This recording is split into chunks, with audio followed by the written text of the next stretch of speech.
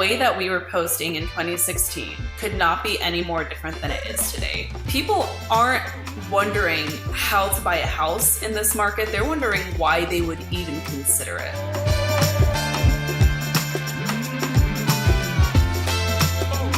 Do you ever eat a meal so great that the next day you just want to have the same thing again? I interviewed Stefanie, who we're talking to today, over a year ago, and it was one of my all-time favorite episodes because she's so relationship focused. It's the kind of strategies that work in every market. So Stefanie, welcome back to the show. You're one of the first guests we've ever had on here twice. Really? That is such an honor. I'm so happy to be here. Thanks for having me. We always have great conversations, so let's get to it. Yeah, so Stefanie, tell me, what have you been up to since the last time we talked? I am not quite a year postpartum with my second kid. And I know that sounds like it has no relevance to business, but it does when you and your partner are both real estate agents.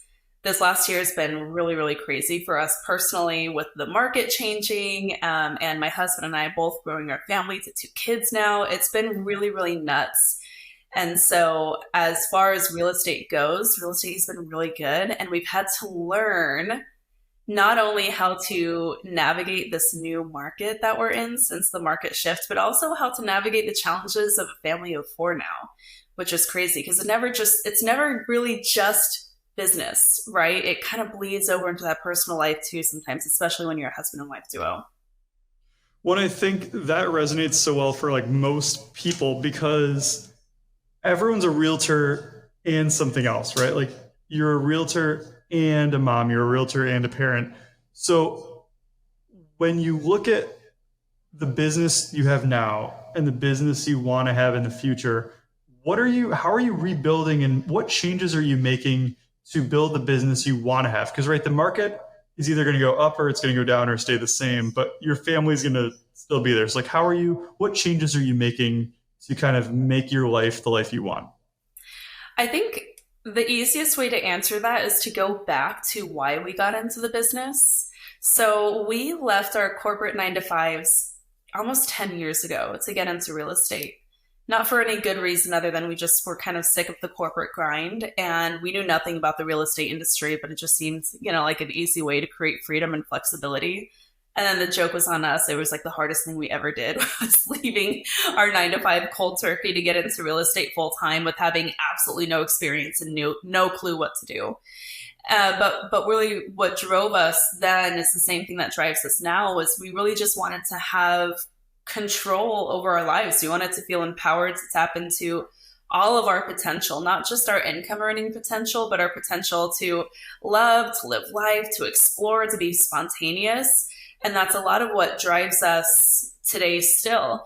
And a couple of years ago, when we decided to grow our family back in 2019, we really got serious about our business and implementing the right systems so that we were generating business in a way that was going to provide us with consistent revenue while accounting for the fact that we were planning at some point in the future for a maternity and paternity leave and for travel that we wanted to have.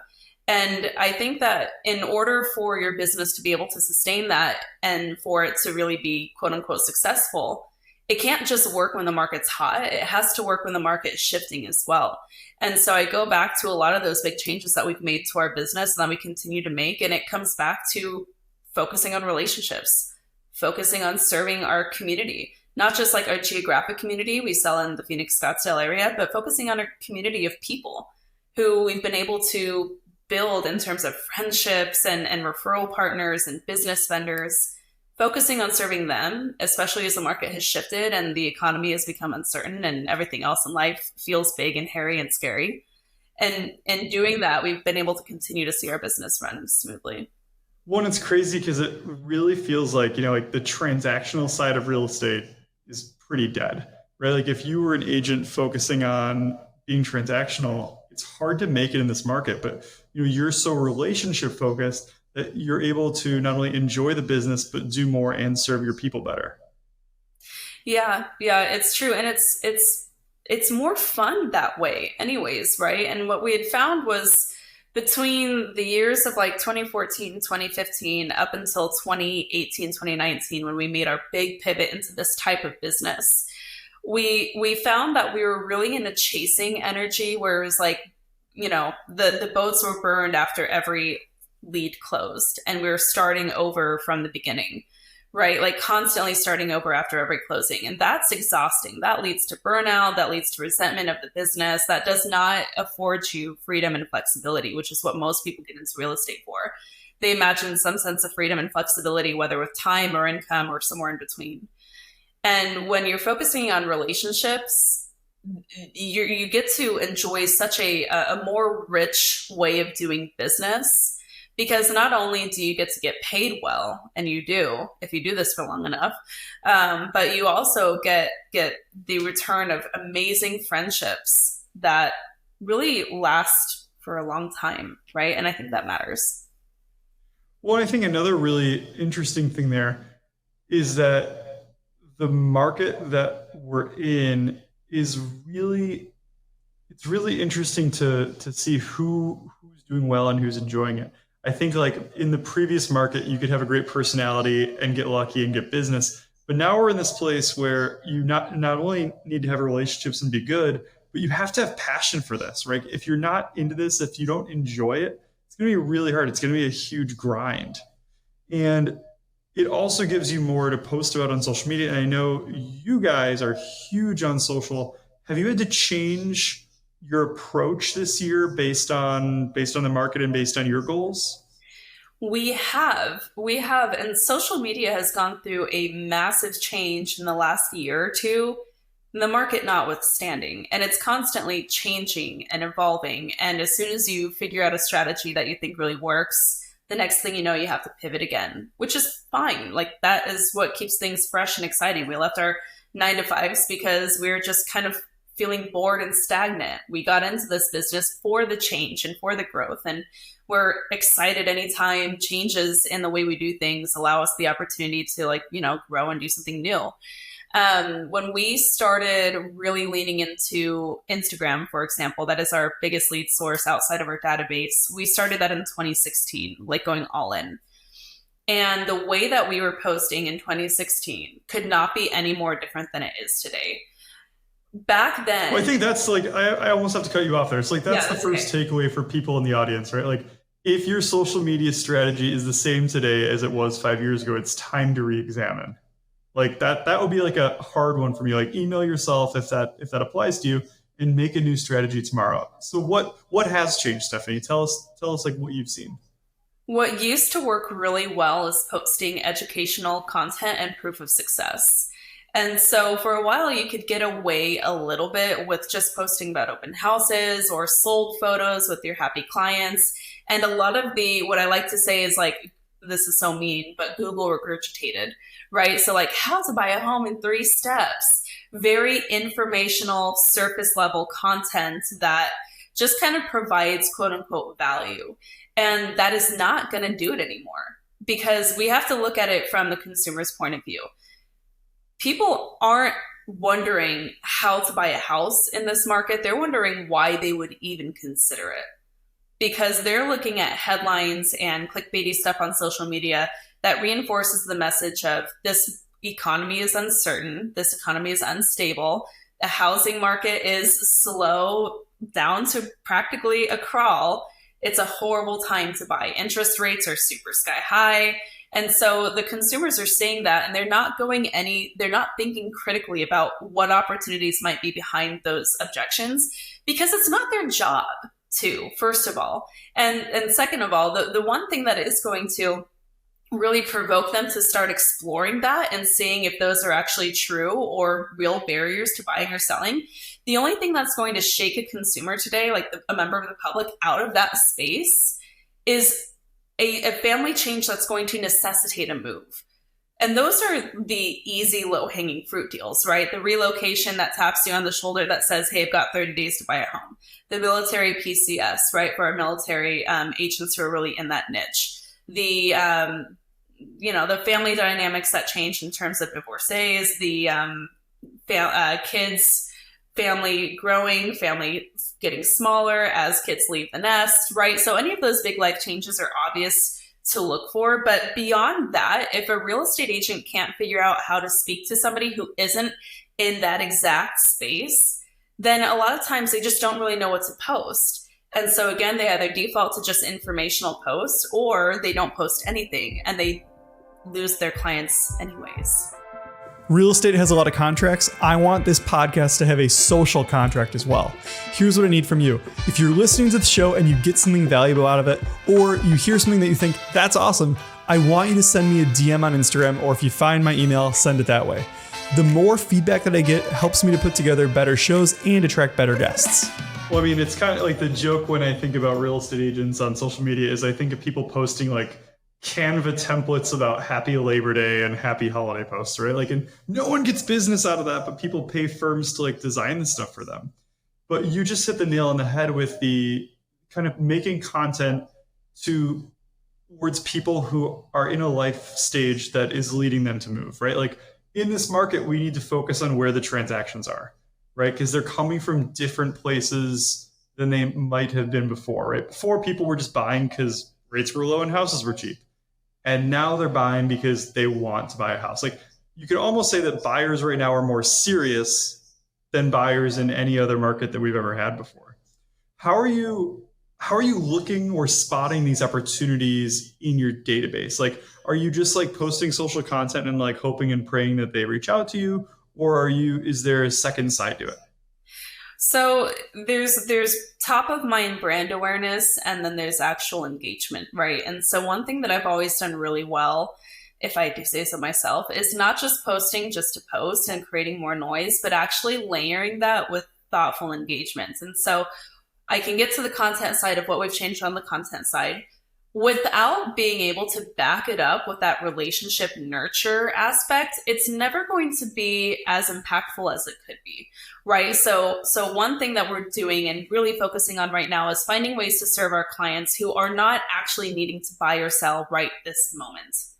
And a lot of so some agents might say, why are you doing that? So like, let's just address that elephant in the room. Like a lot of agents would hear like, well, if they're not going to buy soon, why am I wasting my time? Like, how do you counter that? I am obsessed with the idea of taking every one closing and turning it into five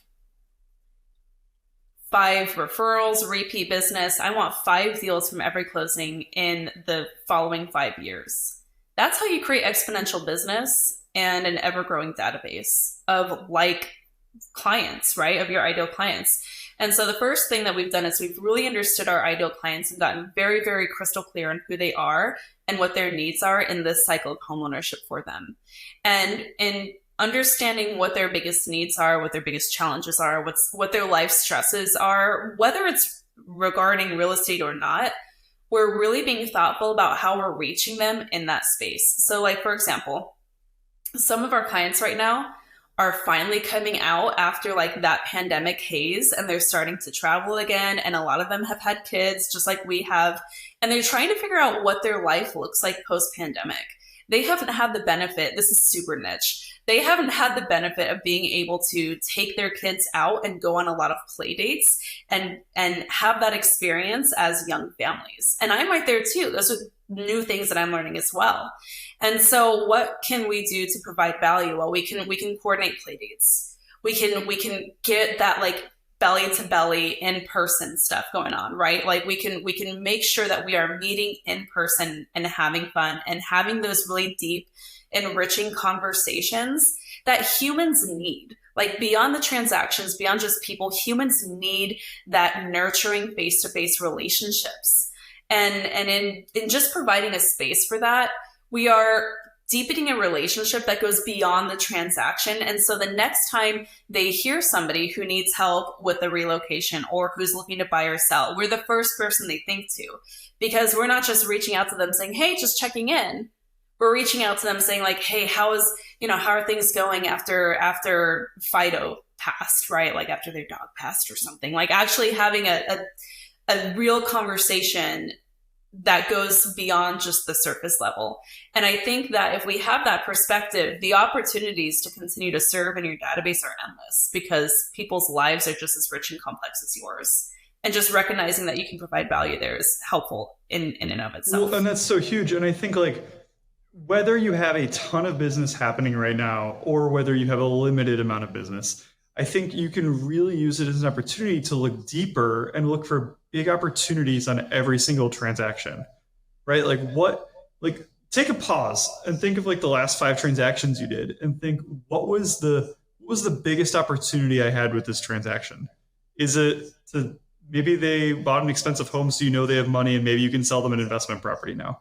But maybe like they just moved to the area and they don't know anyone and you could be their friend and you could recommend like grocery stores and sports leagues and churches and whatever you're into.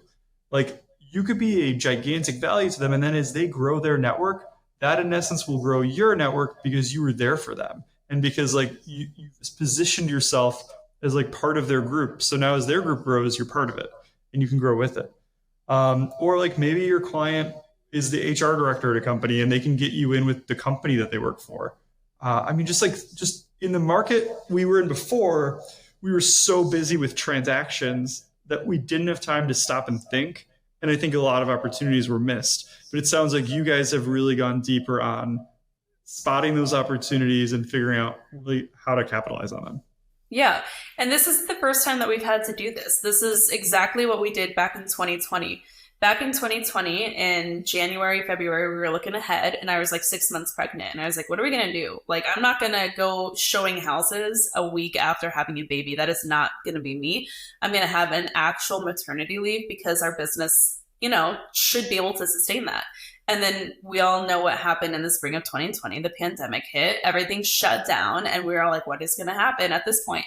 Well, we had already started leading our business towards that relationship style, like really leaning on those database referrals. And we closed a house a week that year through having a 3-month maternity and paternity leave, through dealing with the pandemic.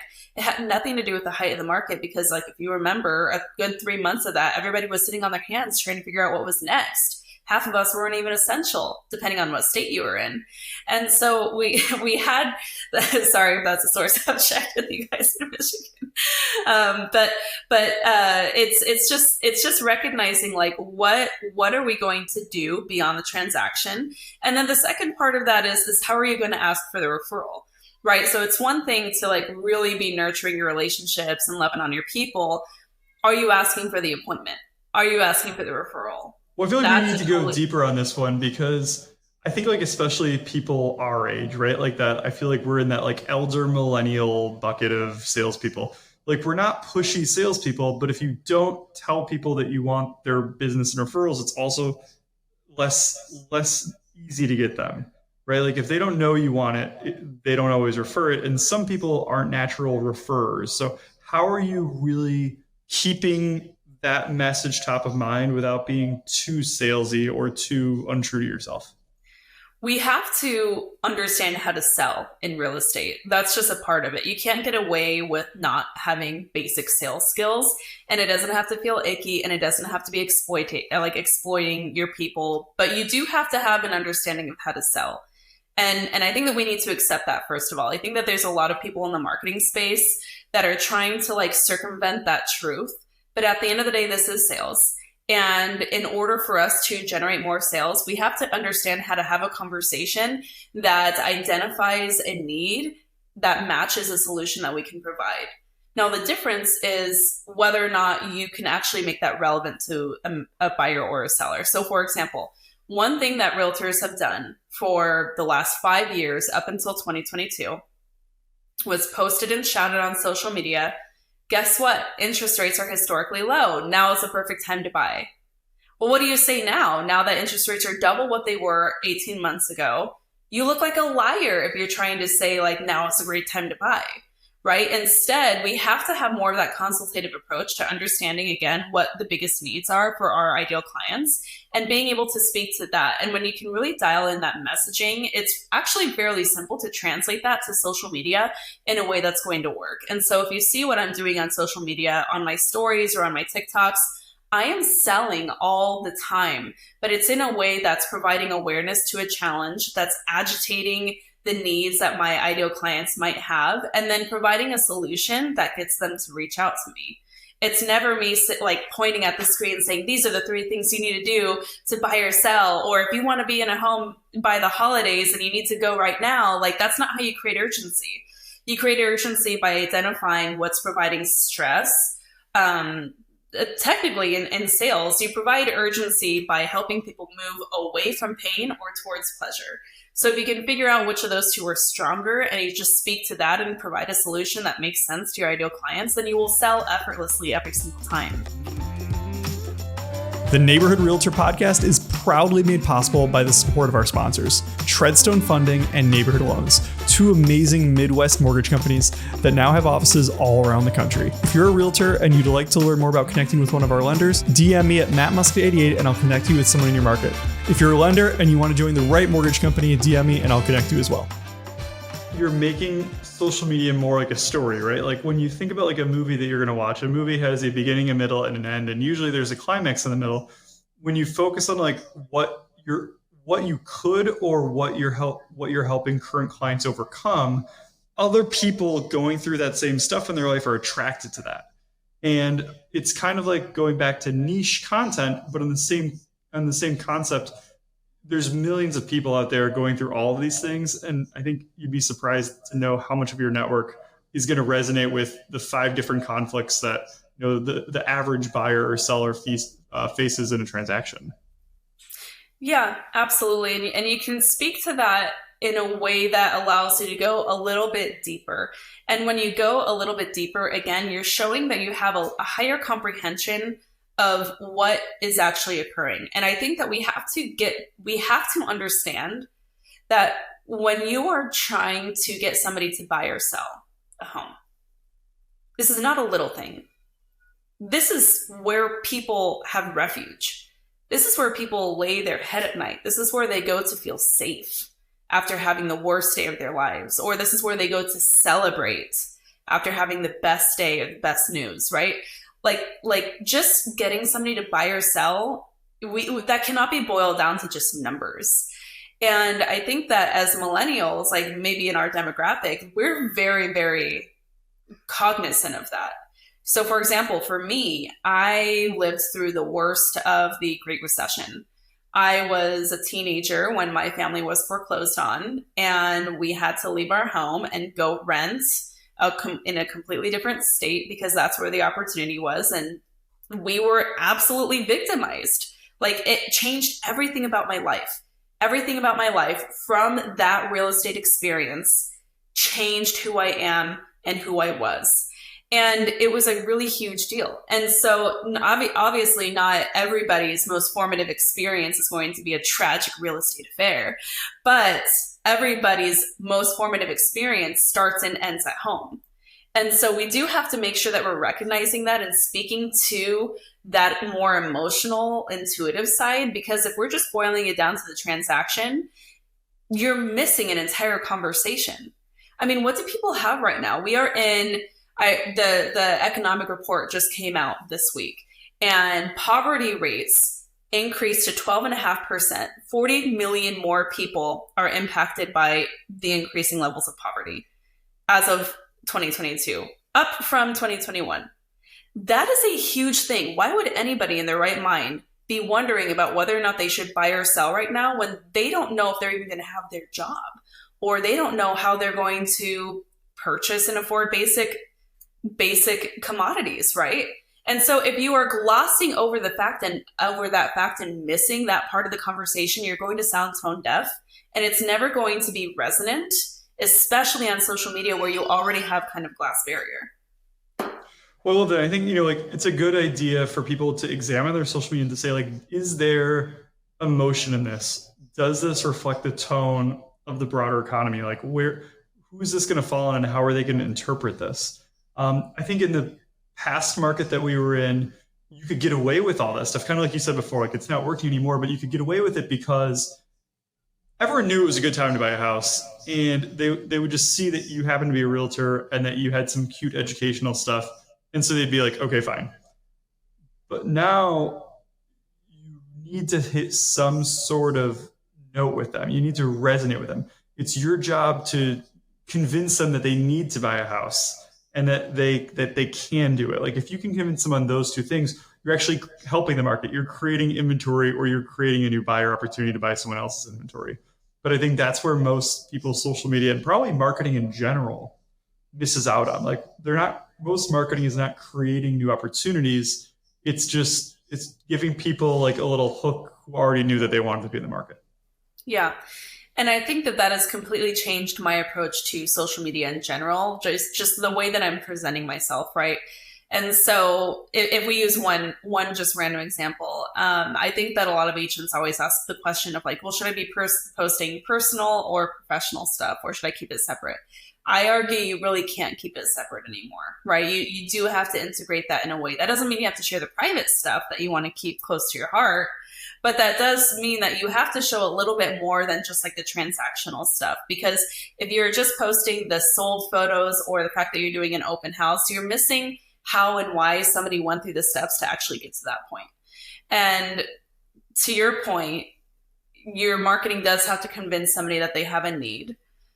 But I think more so, you can help somebody come to that conclusion on their own, and it is going to be way more impactful, right? So instead of saying to somebody who's thinking like, man, I'd really love to stop renting, but I just can't afford to buy in these interest rates, like it just wouldn't make sense, it would cost the same.